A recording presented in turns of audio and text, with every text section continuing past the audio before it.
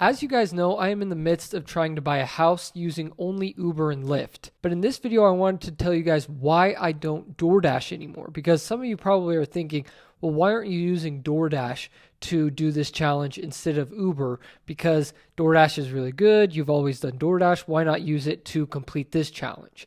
And so I'm going to give you the 8 reasons why I don't Doordash anymore. Number 1, and I've learned this over the years of doing challenges, because this seems to always happen every single challenge I tried with Doordash. And so number 1 is that it's too easy to get deactivated. Because you're dealing with people's food, they are much more likely to contact Doordash for some reason, whether that's because the food's cold or something spilled, or maybe you forgot their drink, or you delivered to the wrong house. You're never actually coming in contact with the customer. Now, in terms of Uber and Lyft, it's going to be really hard to get deactivated on a false claim, especially if you're recording the whole thing. So the way I avoid deactivation with Uber and Lyft is I have one phone on the dash showing me the directions, and then I have another phone that's recording everything. That's how I get the footage for the videos. But with Doordash, it's just too hard. You never come in contact with the customer, and they can just tell Doordash support anything they want. They can say, oh, it wasn't delivered to the right house. Even though you took a picture of it and showed the address, they're like, oh, that's not the correct house, or whatever. They can do a bunch of different things. And so it's just too easy to get deactivated, especially when you're putting in that many hours like I've done in previous challenges. It seems like every time I would try and do a long stretch of challenge, something would go wrong and I would end up deactivated or something else bad would happen. So that's the first reason why I was just like, no, I'm not doing Doordash. The second reason is I think people prefer to do Doordash or Uber Eats, even just food delivery in general, over rideshare. A lot of people are kind of turned off to the idea of having other people, random people in the car with them, which I totally get. That's how I felt at first too. And so I feel like there's just way too many Doordash drivers on the road, and there's actually not enough Uber and Lyft drivers from what I've seen. I mean, you can get like $1,500 for referring a friend to Uber and Lyft, which is just insane. And with Doordash, I don't think there's been an incentive like that in 4 years because there's just so many drivers on the road. So that's the next reason. There's just too many dashers. Now, the third reason is because Uber and Lyft just pay better. Yes, I do have to drive more miles to hit the certain amount of money that I'm making, but I found overall, even after expenses, Uber and Lyft pay better. So it's just worth it in the end, and I'm going to get to that $40,000 even quicker with them instead of Doordash. The fourth reason, which is actually something I absolutely hate, and this sole reason might be the biggest reason why I just decided to not do Doordash and use Uber and Lyft instead, and that's because of long restaurant waits.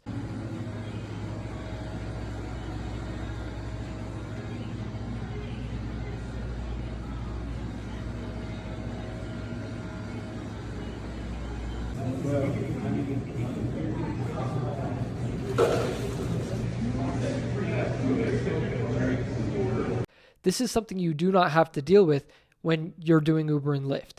The passengers, yes, you have to sometimes wait for outside their apartment or whatever, wait for them to come down, but you get paid to wait. That's the nice thing, is Uber and Lyft actually care about their drivers a tiny bit more than Doordash, in my opinion. And so while you're sitting in your car waiting for someone, you actually get paid, which is great. Now with Doordash, if you're stuck a long time waiting for a restaurant, it doesn't matter. They don't care at all. So that's something that was super annoying, is you'd be having a great shift on Doordash, and then all of a sudden you get hit with like a 15-20 minute wait at a restaurant, and then it derails your entire day. And so that was just one of my biggest pet peeves when it came to Doordash, and I love that you don't have to worry about that in terms of Uber and Lyft. The next thing, which is number 5, is I hated not being able to find apartment complexes. Or I guess not the actual complex themselves, but the actual apartment number.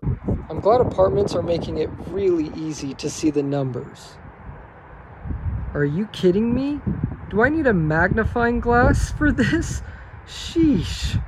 See, with Uber, it takes you to the exact spot that they should be waiting at or expecting you to pick them up at. And they're usually already on the sidewalk waiting for you. But with Doordash, you have to go through the maze of the apartment, and you have to figure out what side the door is on, whether it's on the back side or the front side, what floor it's on, whatever. And sometimes you just end up lost in the apartments. But with Uber and Lyft, you just pull up right to the entrance, and it's usually not a big deal. I haven't had any problem with that at all. So that's something that's really nice, and one thing that deterred me from using Doordash. Now, number 6 actually ties into number 3, and number 3 was that Uber and Lyft pay better. Number 6 is that with DoorDash, there are only a few hours of the day where it's really busy, and that would obviously be lunch and dinner specifically. So you have to go out from like 11:30 to 2 o'clock and 5:30 to 8 o'clock to make the most money possible. I like that with Lyft and Uber, I can start my day at 4:30 in the morning and still be making good money at that hour. There's really not any dead time throughout the day, except maybe from like 9 to 10:30. Usually around then, after the morning time, once everyone gets to work, it does slow down a little bit. But I like that you can basically consistently go throughout the entire day. You could work 24 hours and not see that much fluctuation in pay. That's something I really like. But in terms of DoorDash, you have to hit those peak hours. Otherwise, you're not going to be making very good money at all. Now, number 7 is I hated the fact that you don't have control over your tips. Your service with DoorDash doesn't matter whatsoever. And I like that with Uber and Lyft, you can try out different things, and your personality and the effort you actually put into making that person's ride or making that person's day a little bit better actually plays a role in how much money you make. But with DoorDash, it has nothing to do with the amount of pay. Because they pre-tip, you have no control over your pay. It's just whatever DoorDash sends you. You're just at the mercy of whatever DoorDash sends your way, which I don't really like because I like to test out different things and see ways I can bump up my pay. So that's something I really like about Uber and Lyft is it really, really does. That's like the highest variable of pay, how good you are at getting people to tip you. So that's something I really like and something I really don't like about DoorDash. Now, number 8 is I hate the fact that you have to decline so many orders to just get a good one on DoorDash. With Uber and Lyft, it's super different. I basically accept 95 to 99% of all the offers that come in because there is no pay variable. It's the exact same pay essentially for every single offer. So if one comes in and it takes you 15 minutes, it's going to be like $6 or something like that. If one comes in and it's 10 minutes, it's going to be $4. If one comes in and it's going to take you 35 minutes, then it's probably going to be like $18, something like that, depending on the time of day. But there's not really any incentive to decline the offer unless it's taking you into an area that you don't want to be in.